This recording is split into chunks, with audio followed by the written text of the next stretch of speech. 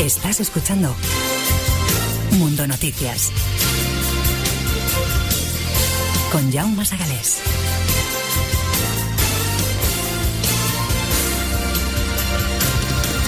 Radio Internacional. Tu radio. Nuestra radio. La exalcaldesa de Valencia y senadora Rita Barberá ha presentado ante la policía una denuncia más tras haber recibido otro sobre con una bala en su interior. Es la segunda vez que la política pone en conocimiento de las fuerzas de seguridad un hecho de estas características. En enero de 2015 ya recibió otro proyectil. La ex primera edil recibió ayer martes en su domicilio un sobre con una bala en su interior, por lo que acudió a presentar una denuncia ante la Brigada Provincial de Información de la Jefatura Superior de Policía de Valencia, que estaría investigando un presunto delito de amenazas. Barberá estuvo por la mañana en Madrid asistiendo como senadora a la Constitución de las Cortes con motivo del arranque de la 12ª legislatura y fue al llegar a su casa cuando se encontró con el citado paquete. Bueno, les contamos que la Audiencia Provincial de Sevilla ha condenado a 6 meses a la exalcaldesa de Bormujos, Ana Hermoso, del PP, por delito de cohecho, después de que al empresario Jesús Calvo Soria le regalara un bolso de Loewe en agradecimiento a su apoyo a la moción de censura consumada en 2005 para expulsar al PSOE de la alcaldía y devolver el poder al independiente Baldomero Gaviño. Tras el veredicto de culpabilidad emitido por un jurado popular, la magistrada presidente del juicio, Mercedes Alaya, ha fijado la condena a la exregidora en 6 meses de prisión, 3 años de inhabilitación especial para empleo o cargo público y el pago de una multa de 90 euros. Esto último, atendida la tasación efectuada al desconocerse el modelo del bolso que le fue obsequiado. La magistrada aplica en este caso la atenuante de cuasi prescripción.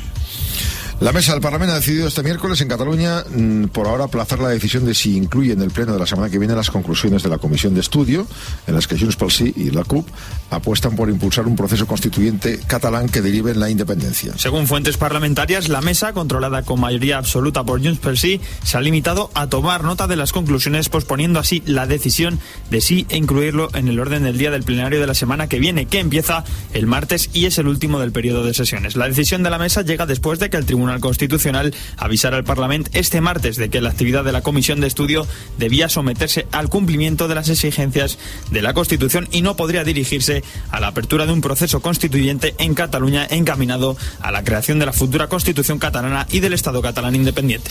El fiscal Carlos Bautista ha anunciado que presenta ante el Tribunal Supremo un recurso de casación contra la sentencia de este martes que absolvía al músico César Augusto Montaña Lehmann, conocido como César Strawberry, cantante del grupo Defcon 2, del delito de enaltecimiento y humillación de las víctimas, del que fue juzgado por 6 mensajes que difundió en Twitter. En su escrito, el fiscal anuncia presentación de cargos por infracción de ley dada la indebida inaplicación del artículo 578.1 del Código Penal, que es el referido al delito de enaltecimiento. El Ministerio Público había pedido 1 año y 8 meses de cárcel para el músico durante el juicio celebrado contra él el pasado 12 de julio. César Strawberry fue procesado por haber difundido en la red social 6 comentarios en los que decía añorar a los Grapo o defender el secuestro de José Antonio Ortega Lara. Sin embargo, el tribunal consideró que dichos mensajes no encajan en lo que constituye una apología del terrorismo ni provocan el discurso del odio. La sección primera de la Audiencia de Navarra ha condenado a 1 año por delito de abuso sexual a un pamplonés que agarró por la cintura e intentó besar contra su voluntad a una joven norteamericana el 13 de julio del 2014 en la calle Estafeta de Pamplona, en plenas fiestas de San Fermín. Y también ha condenado a 9 meses de prisión por un delito de lesiones al novio de la joven por haber propinado un puñetazo en la cara al otro acusado en defensa de la víctima. En la sentencia, la Audiencia estima que en la conducta del vecino de Pamplona concurre la atenuante de embriaguez. Deberá indemnizar a la víctima con 3.000 euros en concepto de daño moral. Por su parte, el tribunal aplica al estadounidense la eximente incompleta de legítima defensa por haber actuado para auxiliar a su novia de una agresión ilegítima. Tendrá que abonar al perjudicado 91.500 euros, así como 60.430 euros al Servicio Navarro de Salud por los gastos de la asistencia médica. En Francia, François Hollande ha afirmado que 15 de los 200 heridos del atentado del 14 de julio en Niza siguen todavía entre la vida y la muerte. Insiste también en pedir a la ciudadanía que no convertir el odio el enfado legítimo por el ataque. El presidente ha reconocido la necesidad de un debate para conocer la verdad, siempre bajo el prisma de la unidad que ha calificado de indispensable. En este sentido, ha llamado a la cohesión para hacer frente a las amenazas. En relación con el atentado, la Asamblea Nacional de Francia ha aprobado en la madrugada de hoy la extensión de 6 meses el estado de emergencia en el país, una medida que se ha aprobado a menos de una semana después del último atentado que ha sufrido el país galo. Tras una larga sesión, los diputados han aprobado el proyecto de ley que extiende el estado de emergencia que está en vigor desde los atentados del pasado mes de noviembre hasta enero de 2017. Más reacciones a ese atentado. Francia y Estados Unidos están preparando un ataque coordinado contra Mosul, principal bastión de Daesh en Irak, según ha adelantado este miércoles el portavoz del gobierno francés, Stéphane Le Foll. Y el ministro de Defensa francés, Jean-Yves Le Drian, está en Washington preparando con los americanos un ataque coordinado sobre Mosul, según ha declarado la emisora France 1. Le Foll también ha confirmado que hay fuerzas especiales francesas en Libia. Están allí para ayudar y asegurarse de que Francia está presente en todas partes para luchar contra los terroristas, según el ministro de Defensa francés. Precisamente en Libia hoy hemos conocido que 3 militares franceses de las fuerzas especiales murieron al caerse el helicóptero con el que realizaban una misión. Lo ha confirmado el presidente francés, François Hollande.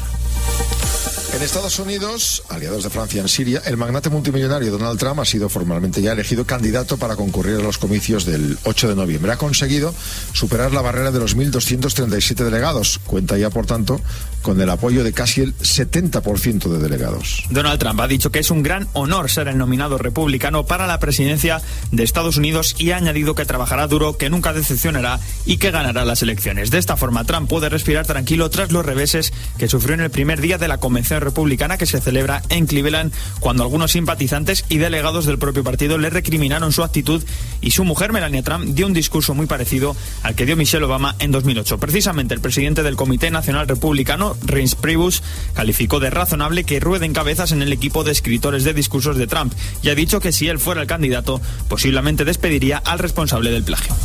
En Ucrania, el destacado periodista Pavel Shermet ha fallecido este miércoles. Ha estallado una bomba en el vehículo que él conducía en Kiev. La policía ya ha dicho que se trata de un asesinato premeditado. El coche ha explotado en un cruce, según informa la agencia Interfax Ucrania, aclarando que el coche pertenecía a la directora del periódico Olena Pritula, que esta no viajaba en él. Según el portavoz del Ministerio del Interior ucraniano, Artyom Shchevchenko, una bomba lapa ha estallado en el coche. Según las primeras informaciones, ha sido un artefacto explosivo, si bien tendrán que ser los expertos los que determinen si casero o no. Ha señalado a la cadena 112 Ucrania, precisando que estaba colocado muy cerca de él. La policía de Kiev ha calificado preliminarmente esta muerte como asesinato premeditado y ha abierto una investigación. En Turquía ya van 70.000 los que Erdogan ha echado de alguna forma u otra o ha castigado por presuntamente participar en el golpe de Estado fallido. Estudian incluso, insistimos, recuperar la pena de muerte para castigar a los traidores del pasado viernes. El presidente Erdogan asegura que la pena capital para quienes han tratado de derrocarle es una petición del pueblo, pero eso supondría el cese automático del proceso de adhesión a la Unión Europea. Después de que unos 45.000 funcionarios públicos y trabajadores del sector privado hayan sido cesados y arrestados, acusados de traición, la caza de brujas se extiende ahora al sector educativo. El organismo superior de educación solicitó en la tarde de ayer la renuncia de 1.577 decanos, de los cuales 1.176 pertenecen a universidades públicas y 401 a instituciones privadas. Además, 15.200 maestros han sido suspendidos de sus cargos y a 21.000 se les ha retirado la licencia educativa. Turquía ha bloqueado el acceso a Wikileaks después de que el portal revelara casi 300.000 correos electrónicos del gobernante Partido Justicia y Desarrollo, lo que ha llamado una medida administrativa, el término usado comúnmente cuando se bloquea el acceso a sitios de la red.